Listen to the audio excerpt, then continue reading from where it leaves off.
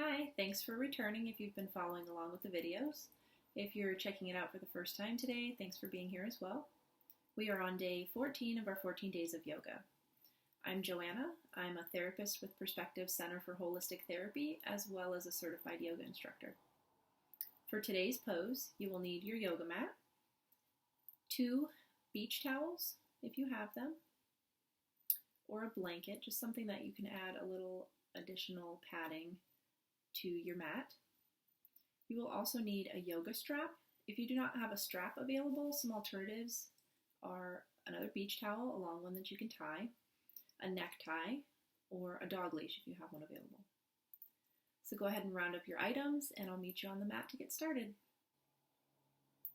Today's pose is a restorative legs up the wall, or Viparita Karani. We'll be practicing the restorative version, as I said. Unless you have a very strong practice and you're already familiar with this pose, I would strongly encourage you to take this restorative option. And I will demonstrate that in the video. Some benefits of this pose are that it helps to bring breath into the entire torso. It can provide an internal massage for the kidneys, the adrenal glands, and the diaphragm, as well as the thyroid. It reverses the position of all the internal organs, so that helps regulate their functioning. Some counterindications of this pose would be for those with wrist, neck, or shoulder pain or low back pain. So the wrist, the neck, and the shoulder pain is mainly going to be if you are taking a version of the pose that is not the restorative version. To get set up for this pose, for this legs up the wall, you'll want to be sure to first find an area with an open wall space and set your mat up near that area. You'll then want to take one of the towels or blankets that you've gathered and fold it up into a smaller square, and you're going to place it at the end of your mat facing the wall, and you want to leave about 6 to 12 inches away from the wall. You want to have another towel handy, so keep it nearby, and we're going to fold that one up and it goes behind the head.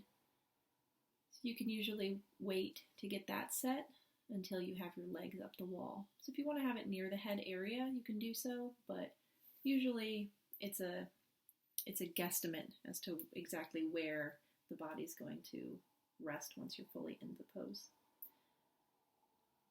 So fold your blankets, get some items in place, and then I'll walk you through what the pose looks like, as well as some variations of the pose.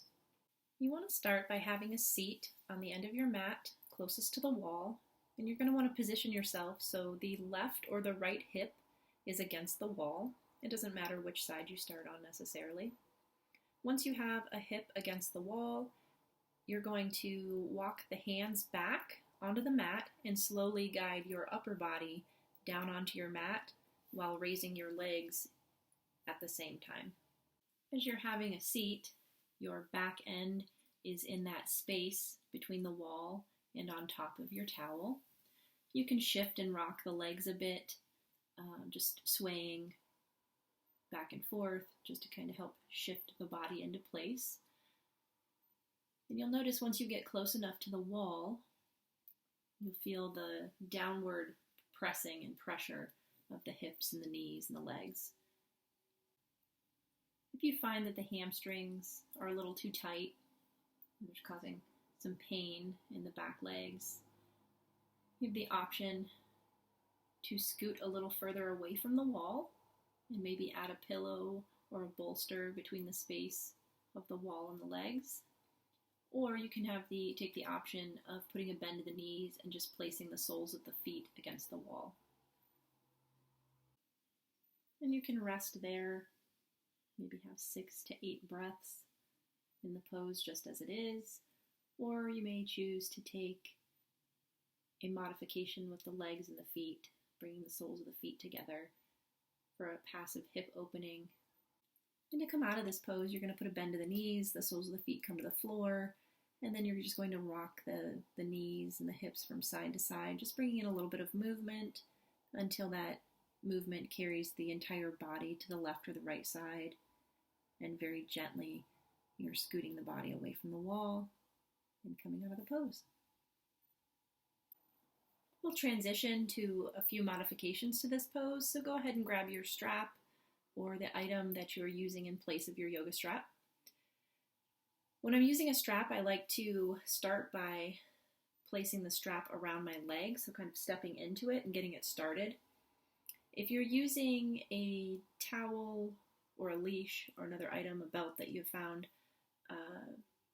you can do the same type of thing, just kind of stepping through it and getting it started. And you're going to take that same positioning as when we first started, having a seat next to the wall with the left or the right hip, walking the arms, guiding your way down onto your mat. Putting a bend to the knees, you can tighten up the strap a bit. So you're going to want to keep the strap between the ankles and the knee, so kind of on the shin area.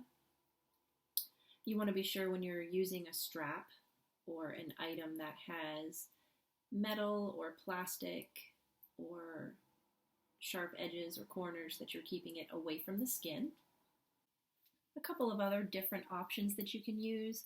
One of them is placing a yoga block on top of the feet.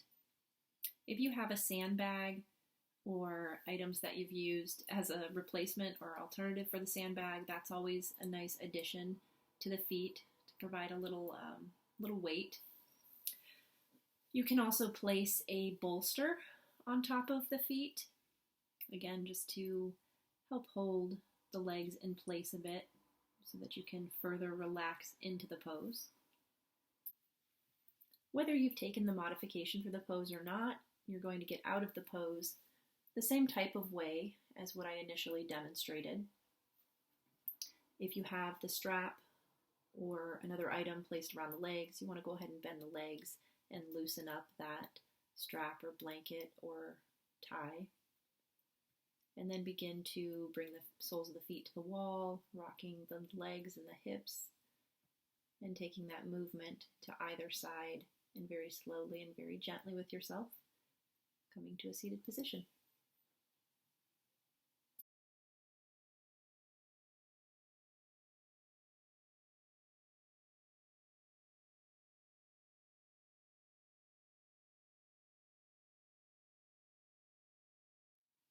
Thanks again for joining me for today's practice.